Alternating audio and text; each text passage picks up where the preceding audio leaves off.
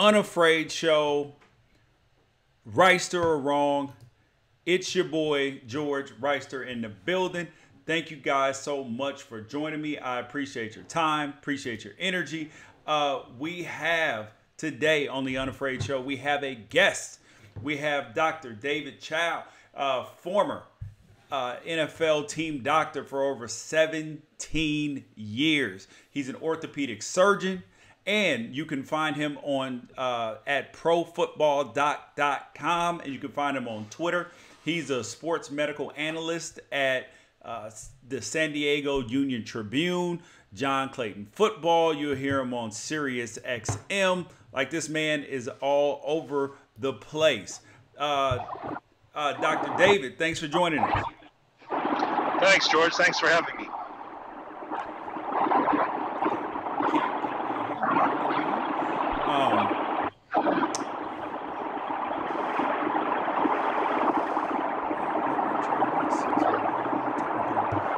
Sorry, guys.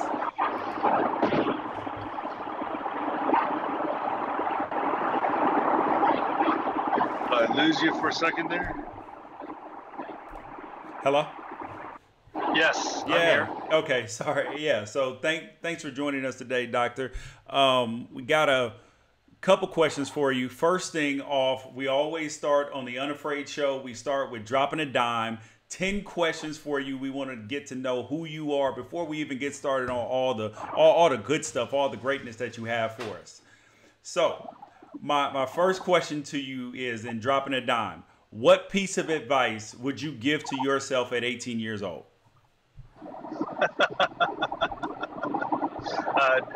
Do you have an hour?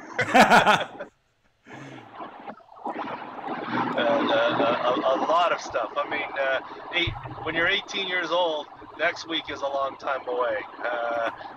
That's really not the case. Obviously, we've all been there. Yep. All right. So, number two, what is the one thing today that gets you excited? One thing today that gets me excited is I'm very lucky in life that I'm headed home now to a great family. Some morning time with the boy-girl twins that are 6 and the baby that's almost 20 months.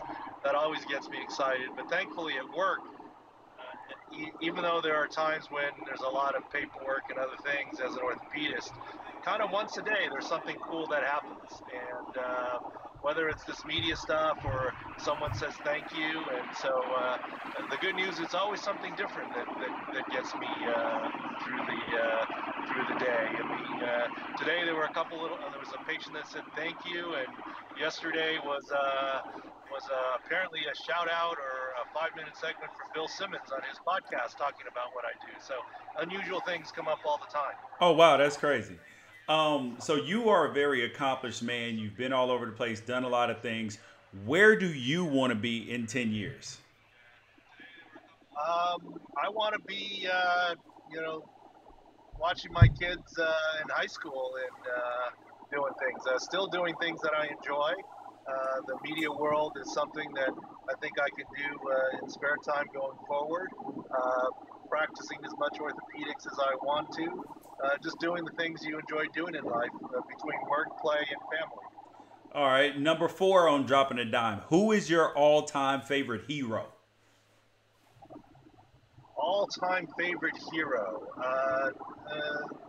Too many different heroes. It depends on what facet of life, whether it's the medical world, the business world, the media world, the football world. Too many different situations. So many people are heroes, and that's a hard one to say just one. Okay. Who is your favorite villain of all time? Favorite villain of all time? Well, I mean, believe it or not, like when I grew up in LA. I liked the Dallas Cowboys, who I would call the White Hats, and I liked the Oakland Raiders because they were the Black Hats. So since we talk about football, I'll say the Oakland Raiders. Oh, well, that makes sense, being that you were the Chargers team doctor, to have a little Raiders hate in your blood. Well, that was for this is from high school days. You know, I'm growing up in LA. I quote have some Raider hate, but I didn't really hate him growing up. I liked him. You Oh, know, okay. I like the dichotomy of, like I said, you know, when you're a kid growing up, you like the white hats and you like the black hats, Yeah, right? And so I like the Cowboys and I like the Raiders, more so than I like the Rams. It was interesting. that makes sense. Number 6 on dropping a dime. If you woke up tomorrow and found out that you lost it all, number 1, who would be to blame? And number 2, what's the first thing you would do to get it back? If I lost it all when I woke up in the morning, I'd go hug the wife and kids, and I wouldn't worry about it. Who would be to blame for it though? To blame, Yeah. nobody. I would, unless you know, for some reason there was criminal activity or something. Yeah. I'd say no. Yeah. All right. Number 7 on dropping a dime. What are you afraid of? Maybe your next question. I don't All right. Number 8. What will finally break the internet? know. The next thing, you know, in some ways, the internet has already been broken in some ways. I mean, look, I do a lot of stuff on Twitter. Look at how people consume things. Look at, I mean, a few years ago, Facebook was the be all end all, or before that, what was it? The other one that was MySpace. MySpace was the be all end all, and you know, nowadays, you know, everything changes. I mean, if you look at right now, there's going to be the next thing. Right now, you know, think of it this way. I look at it this way: the you used to get news from magazines way back in the day, but then once a week wasn't enough, and newspapers killed magazines in terms of delivering news. And then guess what? The nightly news killed newspapers because Film and 11 would give you the information before the newspaper in the morning. Yeah. And then the internet killed nightly news because you didn't need to wait till 11. You could get it, you know, that hour, so to speak. And nowadays, how do you get news? You get news through Twitter. I mean, if Yep. there's a tragedy, be it President Trump saying something, or God forbid another school shooting, or the breaking news is actually on Twitter. So what's going to break the internet? I mean, it's kind of already broken, and there's going to be the new next thing that's out there. Yeah, you're definitely right about that. Number 9. If you couldn't be you, if you couldn't be Dr. David, who would you be? If I couldn't be me, I would grow up as my kids. I would grow up as my kids too, but boy, these kids have a charmed life. I mean, I know. I mean, they got more play dates than heck I ever had, and birthday parties every weekend. And Just a term play date. Just a term play date. It didn't even exist, and now all of a sudden it's an actual thing. Well, you know, I love my kids and it's awesome, but like, you know, the world is so, I mean, just this last week, you know, they had, I was still working except for over Thanksgiving, but, you know, counting back, I took my 6-year-old son up to the Chiefs Rams game, and, you know, he liked it, but he liked the cotton candy. He didn't, you know, get the rest of it. Besides Thanksgiving, my wife threw a special boys only party for him and his friends, and threw a mommy and daughter party for like 20 people for my his twin daughter and her friends, and then there was Thanksgiving stuff, and then we went to stuff and picked out a Christmas tree, 2 of them, one for the little one from them, and a big one for the house. And then we took them to Del Mar racetrack because they like going there. It's like, this is all the last 5 days. I'm like, they lived a charmed life. I want to come back as them. Exactly. Number 10 on dropping a dime with Dr. David Chao, former NFL team doctor. You can find him on Twitter. You can find him on at profootballdoc.com. Sports medical analyst at the San Diego Union Tribune, John Clayton Football, Sirius XM, Harvard and Northwestern grad. He's finishing up dropping a dime. Number 10, your guilty pleasure TV show that you're embarrassed about watching.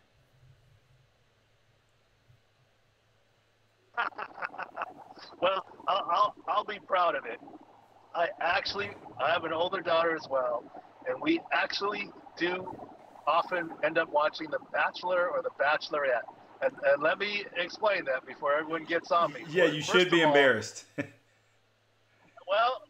think of it this way. First of all, you obviously watch sports, a lot of sports, etc. Yeah, And sports is basically reality TV, right? I mean, I used to say I helped 300-pound men move a funny-shaped leather object across the white line, yeah. get them healthy to do that. In reality, what difference does that really make in the big picture of life? And what's the difference between that and getting voted off the island or getting chosen with a rose? It's all reality TV. That's what sports is, reality TV. But why I actually like the show is human interaction. It's what my older daughter likes, and I can watch it with her. But more importantly, shout out to my buddy Mike Fleiss, who's the executive producer. And in conversations with him, and the show is intriguing. And to me, it's supporting my friend, and I like it too. So that was Okay. my super guilty pleasure. But I think they do a really good job. It's to me, it's interesting reality TV. I don't watch too much else other than sports. Yeah. See, that's cool. See, you supporting your friend actually supports things that I heard about you doing a little bit of research for this podcast. I was like, all right. So let me ask around because I know some guys who played in San Diego and they had nothing but good things to say about you. They said, we love him. He's a good guy. All of this. So your reputation amongst the players is good out here in these streets. Well, I guess you have to tell me who, so I can make sure I pay them off. Marcellus Wiley had nothing but great things to say. Hardwick and oh my gosh, and I can't remember the other guy text, but yeah, but there you go. Three's enough. Is three's enough? Yeah, keep it at 3. I don't want to get more expensive. I don't want to keep picking off on these guys. Yeah. Saying stuff. Okay, so now let's get to the good stuff. So I'm a player who former NFL player. I've had 2 back surgeries. I had one done at UPMC by Dr. Joseph Maroon, and then the other I had done by Dr. Dillon at Carolyn Job. So my question is, you have had a back surgery. Who does the team doctor go to when his back is jacked up? I've had 3 back surgeries, and I went to a combination of orthopedic spine and neurosurgeons, guys that I knew in town and trusted their abilities and their judgment.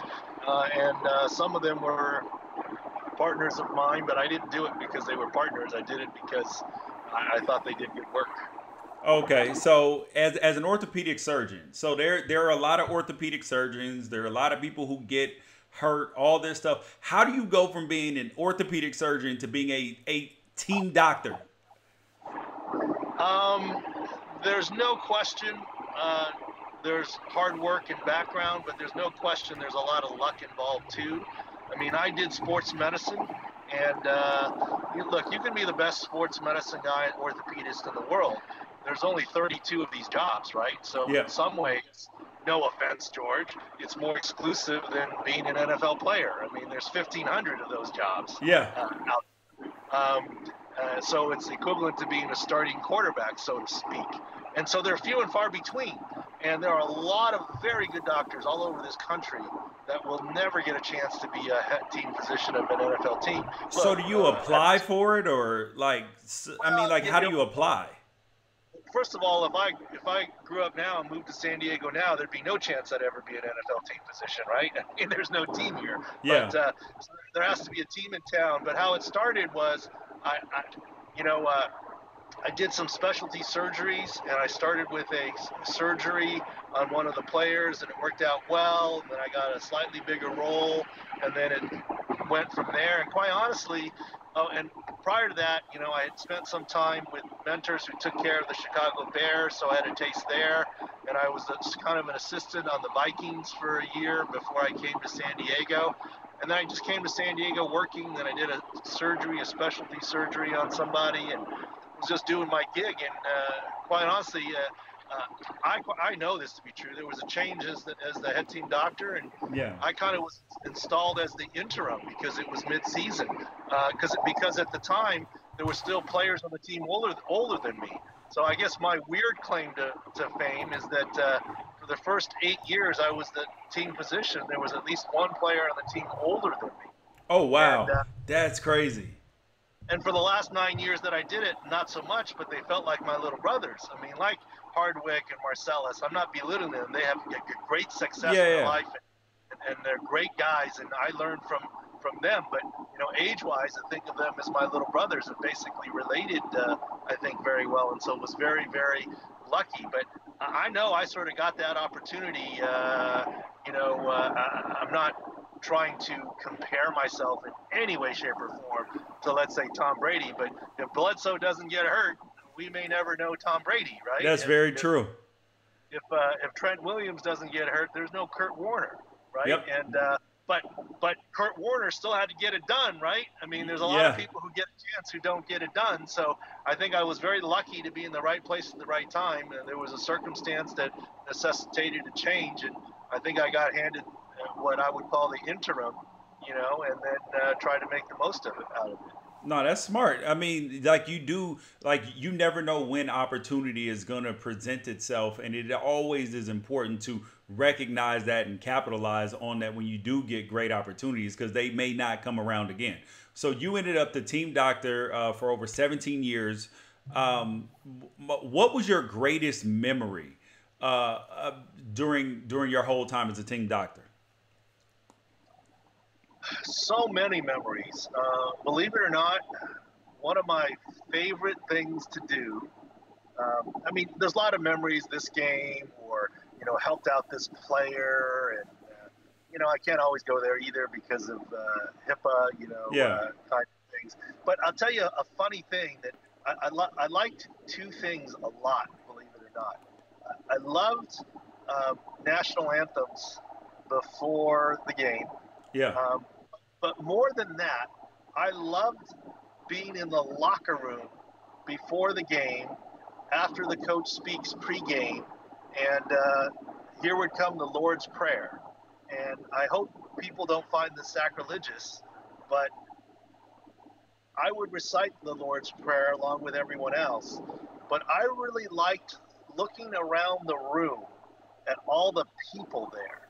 And it was meaningful to me to be in a room with a team and with all these different people. And believe it or not, you mentioned Nick Hardwick. He was one of the guys that always would be looking ahead and looking around too. And we would always, Yeah. in some ways, lock eyes. And it sounds crazy, but that somehow is meaningful to me before a game, in terms of like before you quote go out onto the field, so to speak, even though I wasn't playing now. Yeah, well, I mean, like people don't always realize that that's one of the things, one of the small things that players miss when they finish playing. It's not so much the actual game itself; it's just the camaraderie, being around your teammates, and those special moments. But as a team doctor, though, like as a player, when you see your team doctor, especially if you have a good relationship, like it's it's a good relationship. But I've always wondered, like, how does it feel for you guys? Because it seems like from the outside looking in, even as a player or as a fan now, where it seems like you have to serve two masters almost. It's like that the team wants players on the field regardless. Now there's a much more emphasis on, player safety, player health, and all that. And then the players want to be back on the field, but then you have your Hippocratic oath that says do no harm. So how do you balance that? To me, it was actually pretty easy. The number one question that I've always been asked is, how do you bridge between the team and the player? And to me, it's really easy. First of all, if you look at a football team as a business, any business, any employee's job is to take care of the assets. Well, if you're at a bank, the assets are the money. So you need to take care of the money. But if you're a football team, what are the assets? The assets are the players. So take care of the players. And so my goal was just to take care of the players and tell them what was going on. I don't think it would have changed at all in the player health and safety era, as you say. What has changed is much more second opinions and much more suspicion. And some of that is warranted of the team doctor, because a lot of the deals out there now are hospital sponsorship deals. So, it's right for players to potentially be suspicious. They still may be the best doctor, but if they're put in there because the university hospital system paid several $1,000,000, that obviously can lead to mistrust. But fortunately, we didn't have that. We didn't pay to be part of the team. It was a dying breed. We just did. I was the team doctor. We just did what was right, and I think players would see that. I mean, I was very, I do a podcast, the Pro Football Doc podcast, and I was fortunate enough this week to have Rodney Harrison on, and this, you asked me about good things. This is another thing that I thought was really memorable. At the end of our podcast time together, Rodney made a point of stopping and saying thank you. He says, "Look, I remember when you came to my house at 2 in the morning to take care of me because I was in pain, and it means a lot to me, and that's where I'm happy to help you out or be on this podcast." And those are, I mean, that's what you do. Is maybe because I was fooled into thinking I was in a peer group and these were all my friends, and you bend over backwards to take care of your friends. And so Yeah. I didn't really have an issue. The only issue I had was I did tell a GM, and I won't say who. He used to sometimes tell me, hey, you got to get this guy healthy because we're going to cut him. And I'm like, look, don't tell me that, okay? Yeah. because it's going to somehow jade what I'm doing. Look, if he's the best player on the team, my job is to get him better. If he's the 53rd player on the team, my job is to get him better. And if he's a training camp body, my job is to get him better. So don't get me involved in that stuff. Yeah, yeah, exactly. I Because know. it puts you in a moral dilemma. Because obviously, there's this weird dynamic, especially for guys who are just in camp.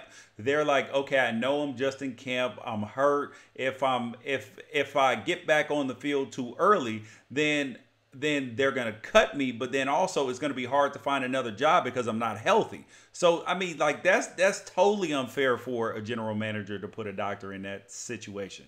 Well, that's right. So when the first time he told me, I said, look, don't tell me that. I know I'm supposed to get everybody better, and I'll just keep getting everybody better. Don't single out guys, Yeah. like that, because especially if he's a guy that I know well or a friend or something. And even if not, I just don't want to be in that position. I just want to play it straight and be honest, and when they are and they aren't healthy, and do my job.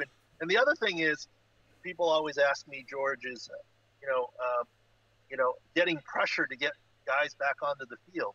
Let me tell you, 9 times out of 10 or 99 times out of 100, the pressure to get a guy back out on the field came from the player himself.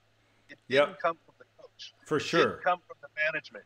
They were the ones pushing the play. Look, there's that famous incident. People have talked about it, so it's okay. I can talk about this. But look, I wasn't the one trying to push to get Phillip Rivers back for that AFC Championship game 6 days after an E-scope and torn ACL. He was the one who said, I'm playing that AFC Championship game. Chao, you better help me do whatever I can. I said, well, look, there's some risk to doing this. He's the one who said, I don't care.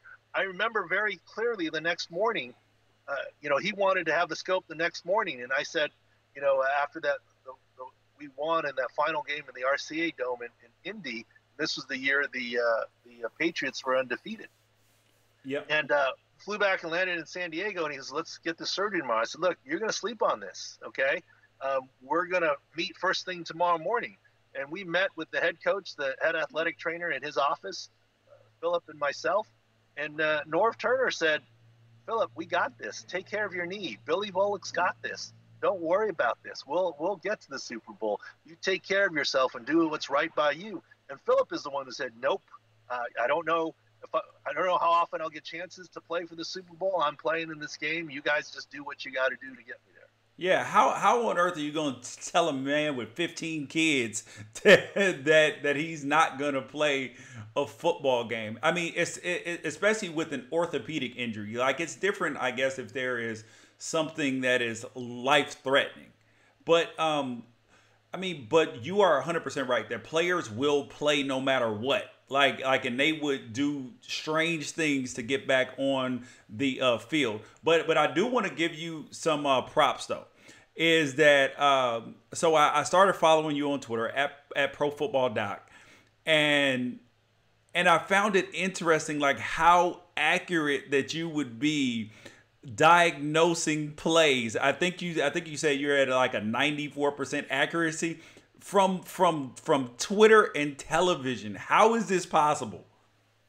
Well, I mean, how is it possible that Tony Romo, while broadcasting, can say, it's a cover two, the tight end's going to be open over the middle, right? A lot of experience. A lot of experience, and believe it or not, I often quote this example, but I have a good friend who designs golf clubs locally here in San Diego for TaylorMade, and he's obviously an avid golfer. And after a year or two of doing this, he pulled me aside and said, "Chao, you're my buddy, but I don't get how you do this. This is like, there's no way this can be." And I said, "Paul, on the first tee with someone you've never seen golf before, you see him swing. You don't even need to look down the fairway, and it's 275 yards first cut on the left." And he said, "Yep."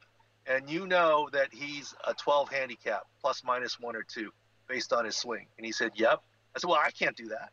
I don't know what that, I can't do that. I can't find my own ball, Yeah. And he said, "Yeah, you're right." And the other way I'll explain it to you is this, and obviously, when you played, there were a lot of subtle signs and things that you saw that the average fan would have no idea. Yeah. But I studied it. I mean, for 17 years, I looked at film on Monday of injuries to kind of reverse engineer what happened. I didn't know that this is kind of what I would do. But to explain to your listeners here, if you hurt your knee with a traumatic injury and you go in to see the doctor, what does the doctor ask you? What happened? Yep. Well, the video is what happened. Okay, so that's kind of what I'm saying there. That's the power of good video, especially different angles. Now, when I was the team physician and I would run out onto the field, I would tell my assistant physicians and the fellows or whoever was on the sideline, don't look at me when I run out onto the field. Look straight to the Jumbotron or the scoreboard and see if there's a good replay of what happened. Yeah. Because sometimes you get out there, the guy says, "What happened? My leg. What happened to your leg?" "I don't know. I don't know." "How did you get rolled up?" Yeah, I got rolled up. "I don't know. I mean, I was blocking. I don't know." Sometimes that would be the immediate reaction. And so that's where I caught on that video was important. And when the league installed the sideline video assessment for concussions, I never found it very useful for concussions. First of all, I'm the orthopedist, so I had a guy that looked at concussions. But, you could literally get blown up on a play and your head is fine, or you could barely get, back of your head hits the ground and you have a concussion. Yeah. So by video, it's hard to tell. But I found it sometimes more useful, obviously, for orthopedic injuries on the sideline than for head injuries. And if you ask doctors around the league, they'll tell you that. But I made a point with the head athletic trainer, James Collins, every Monday morning for 17 years, after we saw the guy on Sunday, in the locker room, after the game, Monday morning injury check, you know how that goes, George, and MRI in hand. And then we'd go upstairs, the two of us, and we'd go, the video guys were kind enough to pull up the injury video, the game video. Yeah. Coaches all 22, and we'd look and see, and we didn't, I'm not even sure what I was looking for, but, everyone else in the building looks at film, and, maybe if you learn one thing, that'd be good, and so we didn't learn one thing every week, but, over time we got used to looking at this stuff. So that's kind of why I can be, it's never 100%, right? You can't never say that, but yeah, I can say that it's more accurate than the best guy in the world picking games against the spread. I can tell you that. Yeah. For sure. Yeah. And quite honestly, I think it can be more accurate than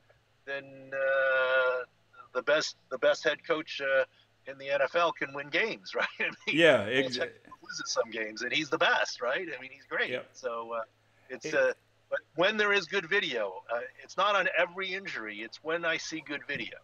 Okay, that makes sense. I got two more things before I let you go. We are here with Dr. David Chao at Pro Football Doc, profootballdoc.com, 17-year orthopedist, orthopedic surgeon for the in the NFL. And it was a devastating injury that we saw this last week to Central Florida's quarterback Mackenzie Milton. And I mean, like it looked horrible on it looked horrible on film. I saw it live. I mean, like it looked like I was like, he must have dislocated his knee. And then I go onto your feed and I see that he probably did. That means torn ligaments and all of that. But fast forward, I saw an article in the San Diego Union Tribune about health care for college athletes. And it was you speaking about that. And I wanted to know, what are your thoughts um, about extended care and health care for college athletes? Well, I feel for the kid, and I try not. First of all, I don't really watch college football. I don't have time with the family. I watch so much NFL. What I tell my wife is I watch the same amount of sports I always watched, except nowadays I only watch NFL. I don't Yeah. watch NBA. I don't watch college. I don't watch baseball. So it's the same amount I would have watched. It's just concentrated in one sport. But so it looked horrible to me, and all I saw was on Twitter. People were tweeting links and videos to me, and that's how I saw it. And even on Twitter, even on video on my cell phone, it was pretty clear that he dislocated his knee, and obviously the worry for the artery and the nerve and the whole deal. But the article I wrote was purposeful. And the other reason I don't follow college kids is I don't know how fair it is to dissect their life in public. I mean, it's fair because I don't have any insider knowledge. I'm not treating him. I'm entitled to my opinion. But I think an NFL athlete, there's more of a, I think it's okay to talk about his Alex Smith career over, is he coming back? But for a kid, I'm trying to stay away from too much analysis. But I will tell you that in my time at the combines, I saw plenty of guys, and you have to know, as you know, George, the guys at the combines are the tops, right? The top 330 people across the Yep. country. Um, I saw some of them not necessarily always getting the best care. And I've taken care of some athletes from different schools, a lot of them. And I see all the time at my office, the first thing they tell them to do is, oh, your mom and dad have Kaiser, you got to go to Kaiser. What? I mean, why can't you go No. to the team doctor? Yeah. Right? Exactly. No, the university often says you got to go to Kaiser. We're only the backup insurance. And think about this kid. If a kid has lingering issues and health issues, do you think the school keeps covering them 3 years later for the secondary issues related to their injury? Most times, no, and or a lot of times, no. And so I wrote the article a couple years ago when the Northwestern quarterback Kane Coulter talked about it, and I know that unionization, there's more talk about paying college athletes. My point, and I've written articles to this effect, and this was kind of the article for the Union Tribune. To this day, I say Kane Coulter was right. He was saying we're not looking to get paid. The most important thing we're looking for is medical care and protection. In other words, if you have a permanent injury to your knee and it prevents you from being the fireman you want it to be, I mean, in the work comp world, there'd be compensation. In the Yep. college athlete world, there isn't. And once your time, yeah, there's student insurance, but does that student insurance carry on if your injury lasts beyond your senior year? Often that answer is no. And to me, if the kid next to you can see the team doctor and get the best care, why do I have to go to an HMO because my parents had a different insurance? I play the same game. And Yep. I'm not talking about, and look, my point is that the combines, if there are stars players, they're obviously all star players coming in to the combines, they're not fully getting everything. What about the third stringer? And I'm not bashing universities. I'm just saying, why can't I would put that as a much higher priority than trying to pay guys. Oh, You know, I 100% agree with that. I mean, and it's kind of like what NFL players at times, when they are negotiating the CBA and all of that stuff, they're not always looking at the fact that they're going to be a former player at one point in time and looking at those needs that are going to need to be addressed. They're more looking at cash in hand now, as opposed to benefits, which oftentimes outweigh whatever cash you would have got anyway. Yeah, no question. There's always a bigger picture, and to me, I think it's pretty simple. If I don't care if you're a collegiate diver, if you hit your head on the diving board or platform for some reason, and you have residual issues 5 years later, the school should be responsible for that. And help. I 100% agree with you. I'm gonna get you out of here, Doc, on this last question. So I sit on the football players' health study at Harvard. So I'm out there some. So I see all the research being done and all that. And I wanted to know, from an orthopedic surgeon, a guy who's been in the NFL over 17 years, what changes should be made to make football safer but still a game that we can all enjoy? Well, to start off with, football is not a contact sport; it's a collision sport. So it's going to be hard. But one simple thing that I know it's difficult to do, but we've known for a long time that AstroTurf was not very good for lower extremity injuries, and the new sport grass is much better than the old AstroTurf. And the NFL is to be commended for canceling and moving that Mexico game, et cetera, instead of playing it if it was going to be unsafe. But we know today, and we've known for decades, that the new sport grass still is not as good as regular grass.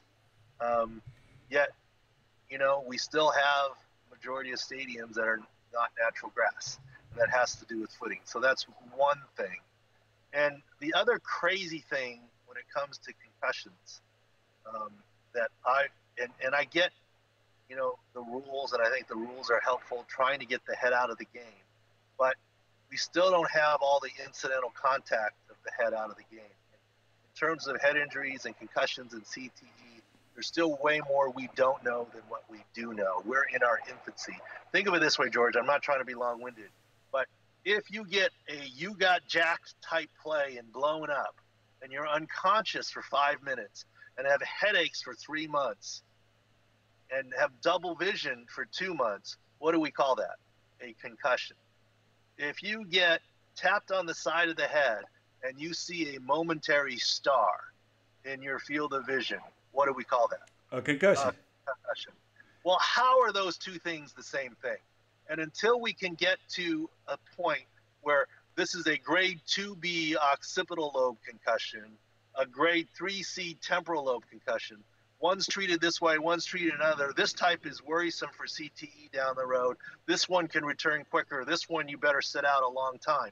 I mean, we're in the prehistoric ages still, and I'm not criticizing people. I'm just saying there's so much we don't know.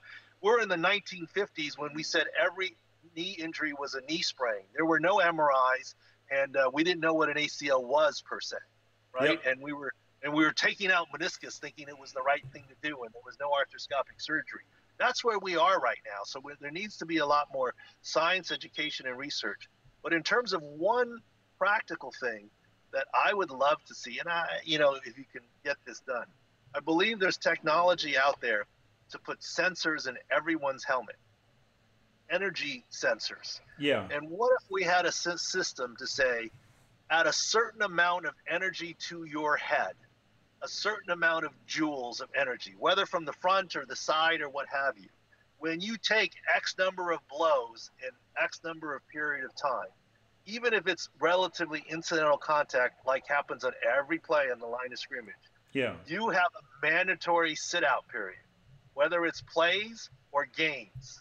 Now, if you had that, you would have people, offensive and defensive linemen, taking care of each other. Hey, look, I don't want to sit out next week. Yes. Now you don't want to sit out next week. Let's play this game where we're both avoiding each other's heads as much as possible, and let's stay under this magical joule energy meter that's in our helmets in terms of what it is. Wow. I know it's far-fetched, but that would be the most concrete thing I could think of trying to do right now.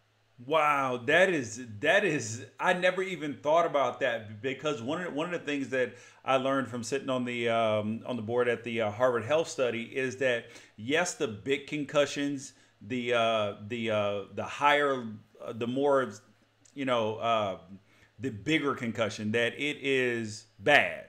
However, it seems to be that, like in the research with the mice and all of these things, that it's actually the repeated small blows that don't result in concussions. That's almost like a Chinese water torture that actually does more damage to players in the long term. Easy there, George. Why is it got to be Chinese water torture? Well, okay, I'll just call it water torture. I'm joking. No, I know, I know. It's a lot of people out here to get offended by everything. I'm just not one of those people. I'm not offended. I'm Chinese. I was just making a I was just making a joke. I'm not at all offended. But you're right, and CTE is not new. Okay. Yep. The Sony motion picture may say we just discovered CTE, but that's not the case. It was discovered in the 1920s, primarily in boxers. And what do we know about boxers? Is it the guy that had 10 fights but was knocked out 3 times, or the guy that had 100 fights and was never knocked out that's more likely to have CTE? It's the guy that had 100 fights. Yep. That was knocked out. Now, that's still anecdotal. That's not absolute. But that's where I'm saying globally, look, I get protecting quarterbacks. I get protecting wide receivers. But, you know, the linemen are people too, right? I mean, yep. The linemen are people too. They get big checks and nobody cares what really happens to them.